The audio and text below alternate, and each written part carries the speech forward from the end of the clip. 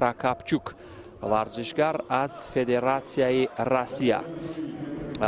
سامان محمدبکوف ورزشگر 21 ساله تاجیک در برابر یوگنی پراکاپچوک ورزشگر 26 ساله فدراسیای روسیه. پراکاپچوک دو مرتبه از بهروز خوجازاده در صحنه رقابت‌های فصل‌های جدای جهان شکست خورده است، ولی سامان محمدبکوف از او هیچ شناخته ندارد. مرتبه اول در مقابل او چنگ به گریبان میزند.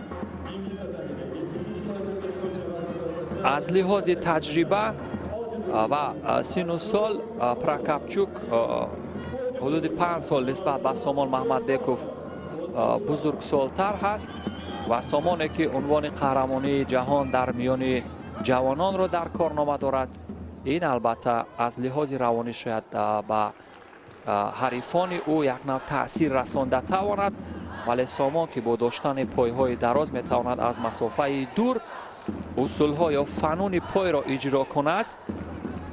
اگر در صورتی که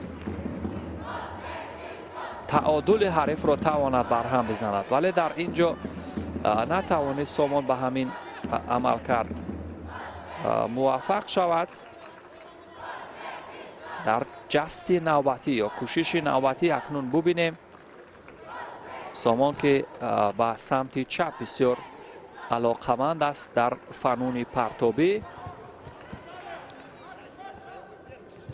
ورزشگر روس نیز از چنگ سامان راه رهایی میجوید، چون احساس میکند که خطر در داشتن همان پنجه بسیار محکم و استواری سامان است. ببینید چون به دست چپ از قسمت چپ گریبان حریف از میان بالا از قسمت پشت چنگالی دستی چپ و همان اصول یا تکنیک های پای در اینجا به کار می آیند. اگر استفاده شود از سوی سامان و توانست از همان تکنیک های معمولی یک مرتبه از هر دو سمت و بار دیگر باره و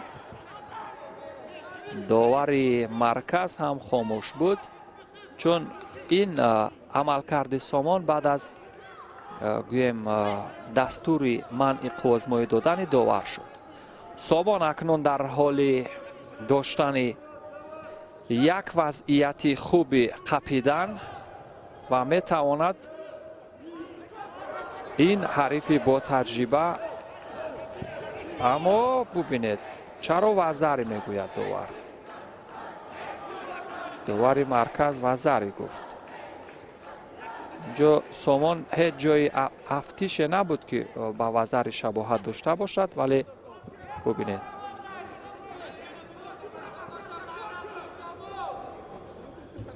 ارگش محمدبکوف که از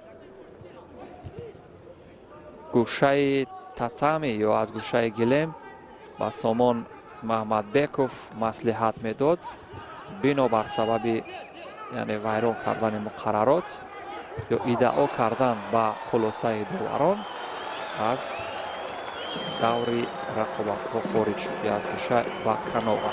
اکنون سامان بدون مصلحت مربی ببینیم 1.5 دقیقه وقت اساسی را چگونه پشت سر میکند.